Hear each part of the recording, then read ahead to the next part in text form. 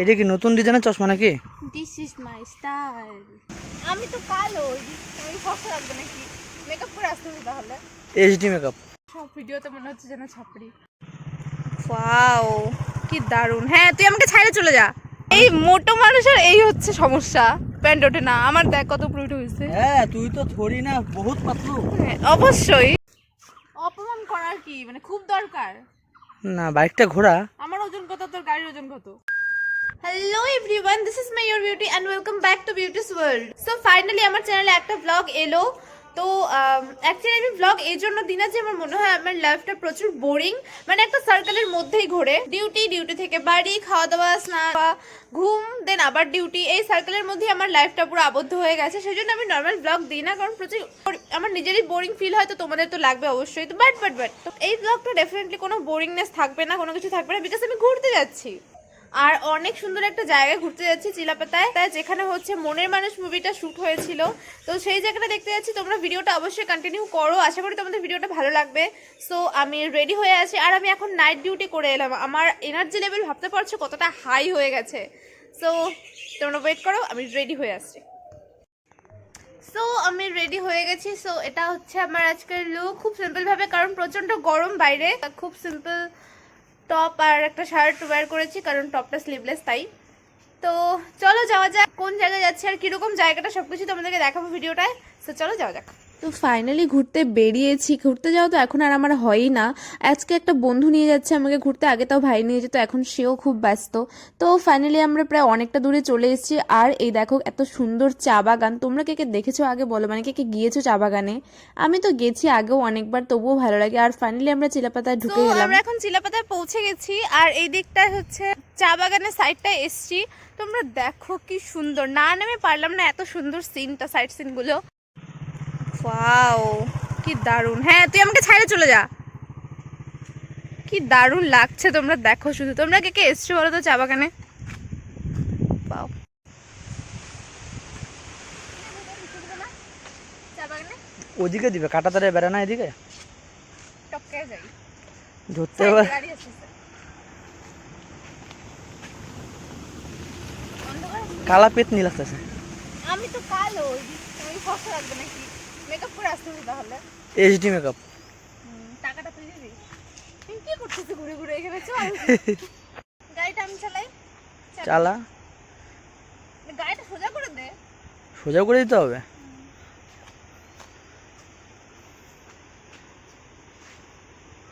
গাড়ি চালানোর সময় কে ভাই এরকম করে মেকআপ করে গাড়ি চালায়? তোমরাই বলো এ কেমন মাথা মোটা। আমি একটু মিরারটাই দেখছি আর ও বলছে আমি নাকি মেকআপ করছি। কি জ্বালা রে ভাই।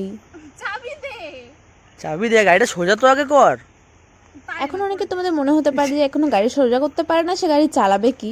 তো শিখতে হবে না, একটু একটু করে শিখতে হবে, সেটাই আমি চেষ্টা করছিলাম। ও কিন্তু আমাকে কখনোই গাড়িটা দিত না চালাতে, যদি এটা মেইন রোড হতো, মানে মেইন রোডই, বাট এই রোডে গাড়ি ঘোড়া একটু কম, একটু ফাঁকা ফাঁকা, তোমরা দেখতেই পাচ্ছ, খুব একটা গাড়ি ঘোড়া চলছে না, তার জন্যই দিয়েছে আমাকে। বাট আমি বেশিক্ষণ চালাইও নি, কারণ আমার প্রচন্ড ভয় লাগছিল। এটাই সেই জায়গা যেখানে হচ্ছে মনের মানুষ মুভিটা শুট হয়েছিল। এক্স্যাক্ট জায়গাটা এটা নয়, বাট এই জঙ্গলটার মধ্যেই।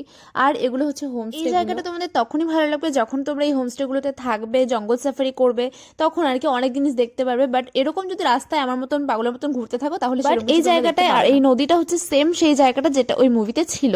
আর এখন জল অনেকটা কম, বাট তখন জল হয়তো আরেকটু বেশি ছিল। এই নদীটা ছোট হয়ে গেছে না? জল শুকিয়ে গেছে না, যখন জল থাকে টোটালটা ওই কাশবনটা দেখতে এসেছে, ওইখান থেকে একদম এই দিকের এই গাছগুলো যে আছে। আচ্ছা তোমরা কি শুনতে পেলে কি হারে হাওয়া দিচ্ছে এখানে? মানে তাকানো যাচ্ছে না, এত স্পিড হাওয়া দিচ্ছে এই জায়গাটায়। তার জন্য ওখানে কি কথা বলছিলাম সেগুলো কিছুই ভালো করে বোঝা যাচ্ছে না, তো আমি ভয়েস দিয়ে দিচ্ছি। তবে হ্যাঁ, আজকের এই সমস্ত ঘোরাটার মধ্যে এই নদীর পাড়টাতে এসে, নদীটাতে নেমে এইটুকুই বেশি ভালো লেগেছে আমার। পেতনি কিছু বলবে কি? এখন দিদি ভাই হয়ে গেল, ছাগল কোথাকার। যাই হোক, এখানে যেন চিতাবন বলছিল এখনই। চিলাপাতায় কিছুই নেই সেরকম দেখার মতো, শুধু জঙ্গল আর জঙ্গল। এইসব কি হচ্ছে? পাঁচ জিনিস কত আছে, গন্ডার আছে, আমি তো কিছু দেখতে পেলাম না। জঙ্গল সাফারি করলে অনেক কিছু দেখা যায়, এমনিতে যদি ঘুরে কিছুই দেখা যায় না। এখানে শুধু নদীটা দেখে চলে যাই। শুধু দেখো আমার অবস্থাটা, হাওয়ায় আমার চুলগুলো সব এলোমেলো করে। আর এই সারা রাস্তা একবারও বলেও নি যে তুই চুলগুলো ঠিক কর বা কিছু কিছু বলেনি। ও জাস্ট মানে কি যে ভগবান জানে কোন মেয়েকে দেখছিল রাস্তায়, কি দেখছে ভগবান জানে। মানে পরে আমি যখন ভিডিওটা এডিট করতে দেখছি তখন দেখছি কি আমাকে পাগলের মতন লাগছে পুরো। ওয়াও, এটা কি ছিল? আমি প্যান্টটা তোলার মতো চান্সই পাইলাম না। দেখ এর জন্য এই মোটো মানুষের এই হচ্ছে সমস্যা, প্যান্ট ওঠে না। আমার দেখ কত পুরো হয়েছে। হ্যাঁ তুই তো থরি না, বহুত পাতলু। হ্যাঁ, অবশ্যই।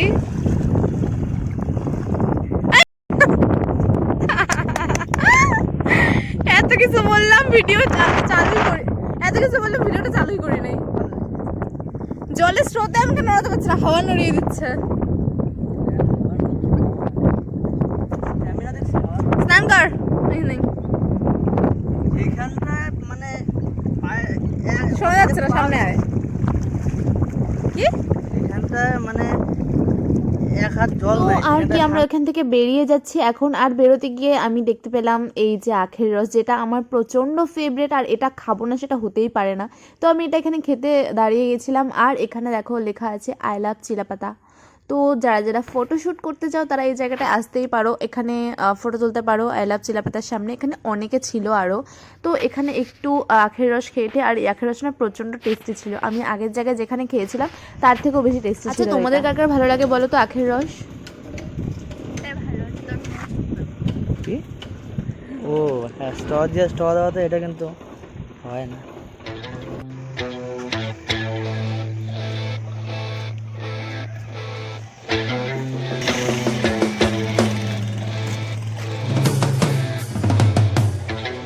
আখের রস খেয়ে তারপরে একটা কুলফি নিয়ে চলে এসেছিলাম। বাট আখের রসটা যতটাই টেস্টি ছিল কুলফিটা ততটাই বেকার ছিল। এখানে শুধু বরফ ছাড়া আর কিচ্ছু ছিল না। মানে বরফটাকে মনে হয় রং করে শুধু দিয়ে দিয়েছে খাওয়ার জন্য, আর কিছু নেই এখানে। আর এখানে যেতে যেতে ফাইনালি একটা কিছু তো দেখা মিললো। এখানে একটা এই বেরো, ওই যেটা ফাইনালি একটা কিছু দেখা গেছে। ওই দুইটা এখানে বাচ্চা আছে, একটা বাচ্চা আছে দেখ, ওই ছোট বাচ্চাটা। আমি বলতে চাইছি আমি বলি বানর বেরো, পড়ে গেল বাচ্চাটা। পড়বে না, ওটা লেজ দিয়ে আসতে হবে। চল। তো নর্মালি রাস্তা দিয়ে ঘুরে এরকমই আর কি, ভাগ্যে থাকলে কিছু দেখা যাবে, না হলে নয়। আর জঙ্গল সাফারি করলে তোমরা অবশ্যই সব কিছু দেখতে পাবে, মানে অনেক কিছু দেখতে পাবে। তো আমরা তারপর চলেই যাচ্ছিলাম। তারপরে হঠাৎ করে ফ্রেন্ডটা বললে ওর খিদে পাচ্ছে, কিছু খাবে। তো আমরা এখানে একটা খাবার দোকানে ঢুকে গেছিলাম। কিছু বলতে চাই, ক্যামেরাটা অন করলে কেন চুপ হয়ে যাস তুই?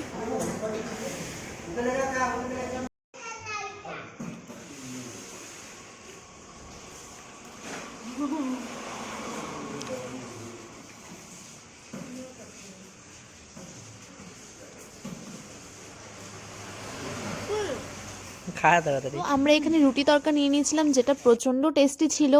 আর তারপর খাওয়া দাওয়া করে যাওয়ার সময় এই মথুরা শিব মন্দিরটা পড়ে, তো আমরা এখানে একটু ঢুকেছিলাম জাস্ট প্রণাম করে বেরিয়ে যাওয়ার জন্য।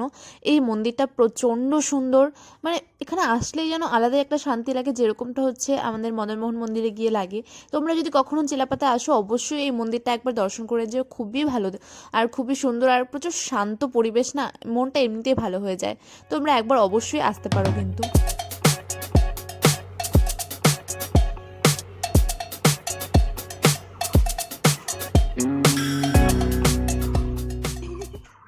কি রে, এটা কি নতুন ডিজাইনের চশমা নাকি?